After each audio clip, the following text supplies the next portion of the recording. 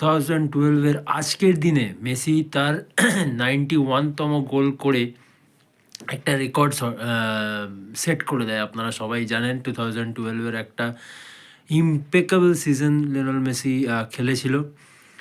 ওই সিজনে মেসির 69টা ম্যাচে বার্সেলোনার হয়ে 79টা গোল করে। টোটাল 91 গোল হয় তার। আর্জেন্টিনার হয়ে বাকি 12টা গোল সে করেছিল। জার্ড মুলার যে আছে জার্মানির প্লেয়ার, সে এই রেকর্ডটা তার আগে হোল্ড করতো।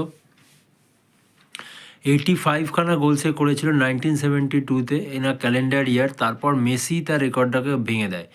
গোলগুলো নানা কম্পিটিশনেই এসেছিলো, লা লিগাতে, চ্যাম্পিয়ন্স লিগে, কোপা ডেল রেতে, সুপার কাপ আর বাকি international ম্যাচেসে। So Messi also delivered 22 assists, showing it wasn't just about scoring. So আর একটা সে কোলাটারাল একটা ট্যালেন্টও শো করেছিল নিজের। 22টা অ্যাসিস্ট সে করেছিল।